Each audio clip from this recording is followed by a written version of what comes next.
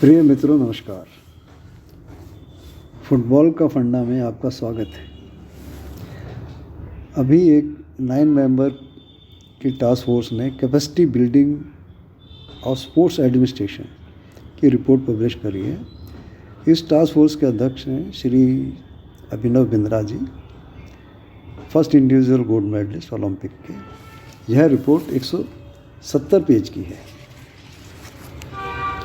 ऐसे ही पहली भी रिपोर्टें आ चुकी हैं, जैसे 2005 में vision India project by FIFA हुआ था, फिर अगस्त 2018 में स्टेट डेवलपमेंट प्रोग्राम हुआ था, और अक्टूबर 22 में फुटबॉल फॉर स्कूल्स, जिसमें फीफा, एएफ, एजुकेशन मिनिस्ट्री ने साइन करे थे,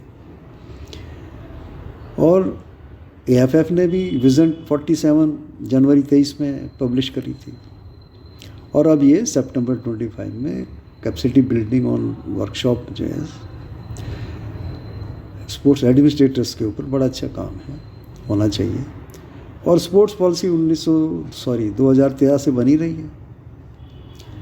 चलो अब बात कर लेते हैं इस रिपोर्ट की 2025 में कि इन्होंने क्या पाया on capacity building of sports administrators. Topic बहुत अच्छा है। इन्होंने ये पाया कि स्पोर्ट्स इंस्टीट्यूट्स जितनी हैं, सेंट्रल और स्टेट जितनी भी हैं, वो अंडर स्टाफ हैं, पुअर कोऑर्डिनेशन है, सिविल सर्वेंट्स पर बहुत डिपेंडेंसी, मतलब ब्यूरोक्रेसी पे, स्पोर्ट्स मैनेजमेंट पर ज़्यादा से ज़्यादा जोर दिया गया है। बहुत अच्छी बात है। इस रिपोर्ट में बहुत अच्छे सुझाव दिए गए हैं, परंतु कोई नई बात भी नहीं कही गई है। जब हम स्पोर्ट्स परफॉर्मेंस के स्ट्रक्चर की बात करते हैं तो उसमें 85% तो मैनेजमेंट ही होता है, 15% कोचिंग का टेक्निकल काम है। जैसे आईएसएल नहीं हो पा रहा है, प्लेयर भी हैं, कोच भी हैं, परंतु मैनेजमेंट नहीं हो पा रहा है। ऐसी तरह कुश्ती का था, मेडल बढ़ने की ओलंपिक में बहुत उम्मीद थी, लेकिन मैनेजमेंट गड़बड़ हो गया तो मेडल बहुत कम हो गए। ऐसी बहुत से काम हैं जो भी फेडरेशन कर ही नहीं रही है और उनकी चर्चा भी नहीं हुई है। स्पोर्ट्स एडमिनिस्ट्रेशन में क्या क्या होना चाहिए वह सभी बातें कवर हो गई हैं, परंतु वह कैसे होंगी और उसको कौन लागू करेगा, इसका कोई डिस्कशन इसमें डिटेल नहीं दिया गया है। यह तो कई स्कीमों और रिपोर्टों की बात हो गई जो पहले हो चुकी है। अब एग्जिस्टिंग जो पॉलिसी है थोड़ी उनकी बात कर लेते हैं। इन सभी स्कीमों में सबसे बड़ी जो कमी है वह है कि सभी खेलों को एक ही मानक से, मतलब एक ही नॉर्म से जज किया जाता है। सभी खेलों को एक जैसी पॉलिसी बना देते हैं। अगर हम हाथी को जंप करने को कहेंगे और मछली को पेड़ पर चढ़ने के लिए कहेंगे तो दोनों फेल हो जाएंगे। और वैसे हाथी से अधिक बलशाली कोई नहीं और मछली से अच्छा तैराक कोई नहीं है। इसी तरह प्रत्येक खेल की एक विशेषता होती है। उस खेल के लिए एक विशेष प्रकार के मेंटल फिजिकल एबिलिटीज़ चाहिए होती हैं। उसके लिए डिसिप्लिन वाइज नॉर्म्स होने चाहिए जो उन विशेषताओं के अनुरूप और योजना बनानी चाहिए। और एक और स्कीम है हमारी, बहुत उसका जिक्र होता है, tops, target Olympic podium schemes. बहुत अच्छी लगती है देखने में, लेकिन इससे ज़्यादा भेदभाव वाली कोई स्कीम हो ही नहीं सकती है, क्योंकि इसमें कुछ ही खेलों को शामिल किया गया है, तो मतलब बाकी तो कभी जाएंगे ही नहीं ओलंपिक में। यह सभी शॉर्टकट और थोड़े समय के लिए अच्छी लगती हैं, बाद में इनका नेगेटिव इफेक्ट होता है। 2000 ओलंपिक्स में हमारा स्थान 71वां था और 2025 में भी 71वां है, 71st। मेडल का नंबर बढ़ गए हैं, परंतु हमारी पोजीशन वही रही जो पहले थी। देखने में स्कीम बहुत अच्छी लगती है, लेकिन हमें यह समझना होगा कि पहले से अच्छा होना एक और बात है, लेकिन हमें दूसरों से बेहतर होना है, यह दूसरी बात है। इसके लिए हमें बार बार अपने स्कीम्स की पॉलिसी का रिन्यू करना पड़ेगा। और ऐसी ही पॉलिसी थी कैश अवार्ड, 1986 में शुरू हुई। पहले स्पोर्ट्समैन को कुछ मिलता नहीं था, उन्होंने कहा भाई इनको कुछ दिया जाए। इससे क्या हुआ, स्पोर्ट्स की मूल भावना ही बदल गई। ऐसी सोच और नियतों के कारण हुआ, डोपिंग और ओवरेज की समस्या पैदा हो गई। एकेडमीज कोचेस ने कंट्रीब्यूशन न करके कंपटीशन पे ज़्यादा जोर दिया, क्योंकि पैसे मिलेंगे कंपटीशन को जीतने पर। एकेडमीज और कोचेस को नेशनल टीम में कंट्रीब्यूशन करना चाहिए था, न कि स्टेट या नेशनल को जीतने के लिए। इन पॉलिसीज़ का असर ये हुआ कि डोपिंग बढ़ गया कैश अवार्ड मिलने से, और ओवरेज प्लेयर खिलाने लग गए। इसी तरह नेशनल में पोजीशन लाकर टॉप स्कीम का फ़ायदा उठाया जाने लगा। इसीलिए किसी ने ठीक ही कहा है, every problem has a solution but also a solution gives new rise to the new problem. यानी प्रत्येक कठिनाई की एक समाधान है, और पर एक समाधान एक नई कठिनाई को जन्म देता है। इसीलिए कहा गया है कि प्रत्येक पॉलिसी को टाइम टू टाइम मॉनिटरिंग करना चाहिए।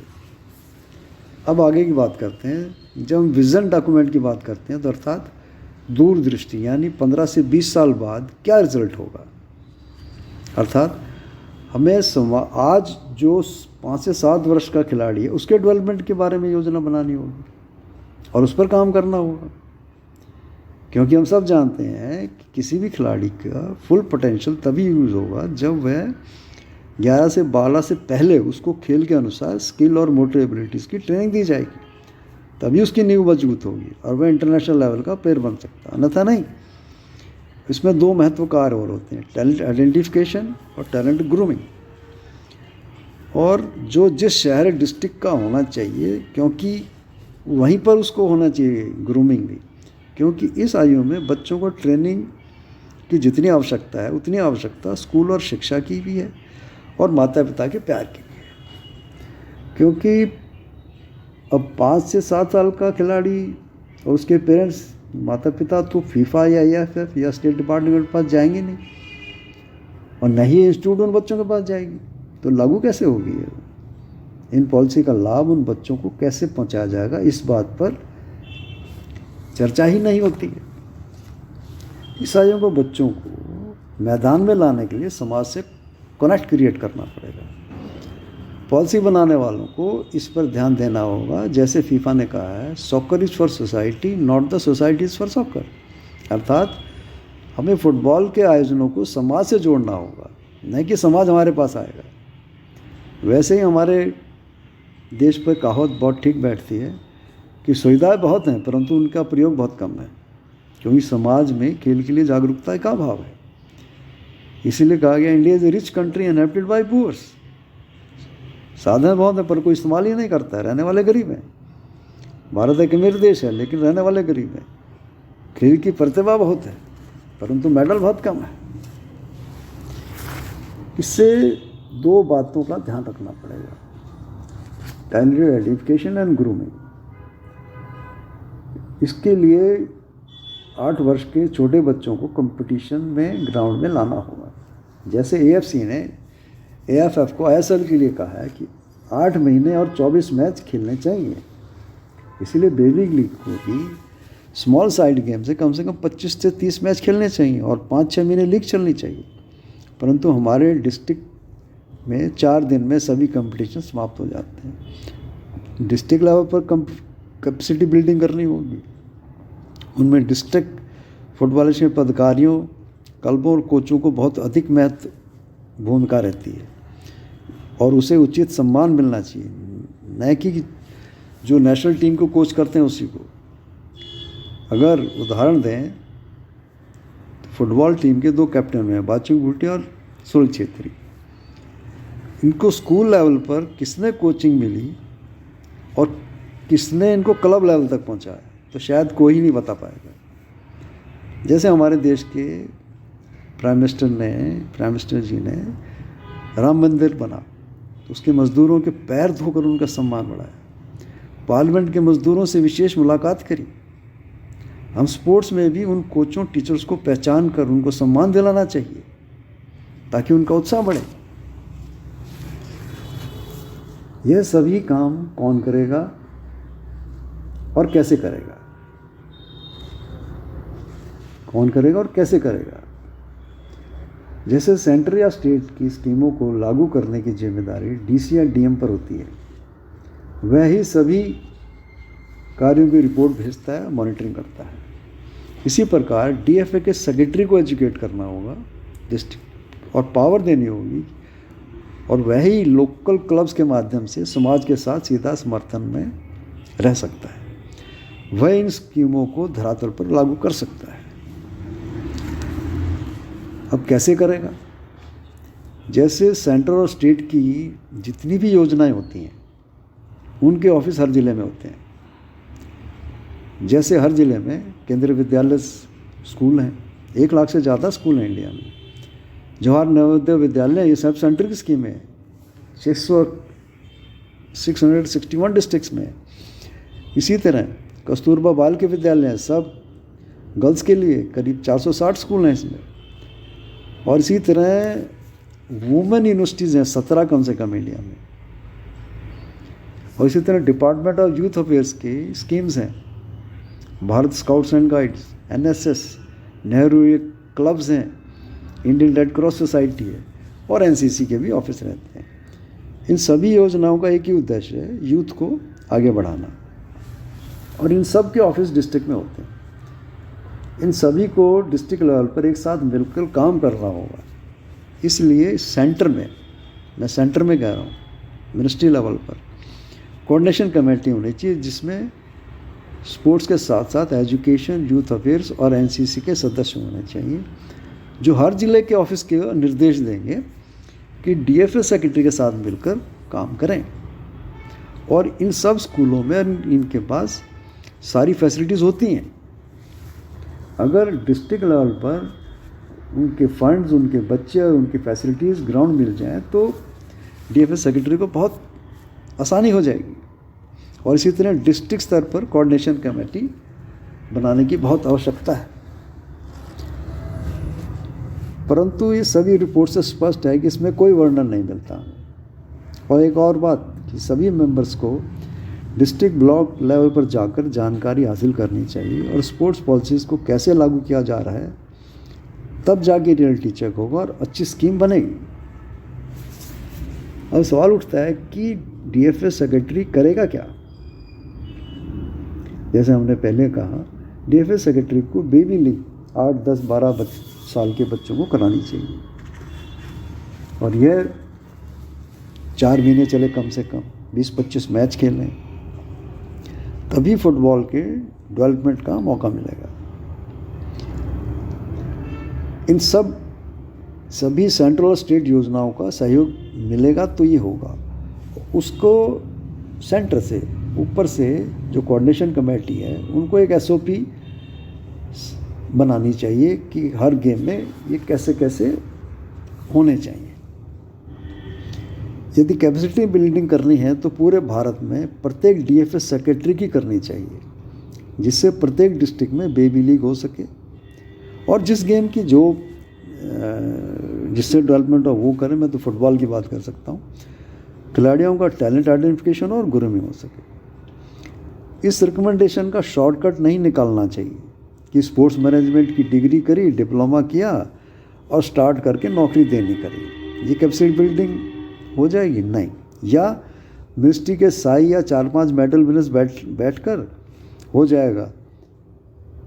ये यहाँ फिर मैं देश के प्राइम मिनिस्टर जी को कोट करना चाहूँगा। उन्होंने कहा था, आप जो ओलंपियंस हैं उनको स्कूलों में जाना चाहिए और उन बच्चों से अपने विचार और अपनी दिनचर्या साझा करनी चाहिए। वह आपकी बात अवश्य मानेंगे और स्पोर्ट्स की तरफ रुझान होगा। हमें ऐसे अधिकारी चाहिए जिनमें स्पोर्ट्समैन स्पिरिट हो, या ऐसे स्पोर्ट्समैन चाहिए जिसमें मैनेजमेंट स्किल हो। यह कॉम्बिनेशन से ही काम होगा। अभी हम शॉर्टकट्स अपना रहे हैं। खेल मात्र हार जीत का मामला नहीं है, यह देश के भविष्य का विषय है।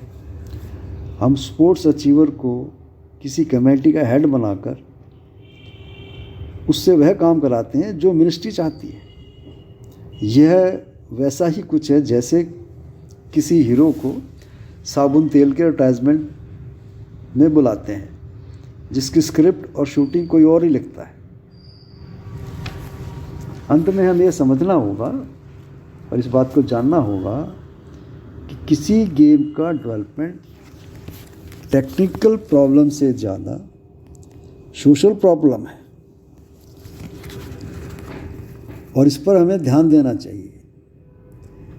इसलिए इसमें विदेशी कोच कोई सॉल्व नहीं कर पाया आज तक। और किसी ने ठीक ही कहा है, we must think of ourself otherwise others will think and colonized again. यानी हमें अपने बारे में चिंतन करना चाहिए, अन्यथा कोई दूसरा हमारे बारे में सोचेगा और हमें फिर गुलाम करेगा। और यही विदेशी कोच कर रहे हैं। हमें आशा करनी चाहिए कि ये जो कैपेसिटी बिल्डिंग के ऊपर का है बहुत अच्छा है, लेकिन ये मात्र कागज़ों पे ही ना रह जाए, हमें आशा करनी चाहिए। चलिए आज इतना ही, फिर मिलेंगे किसी और आवश्यक टॉपिक पर। धन्यवाद, थैंक यू।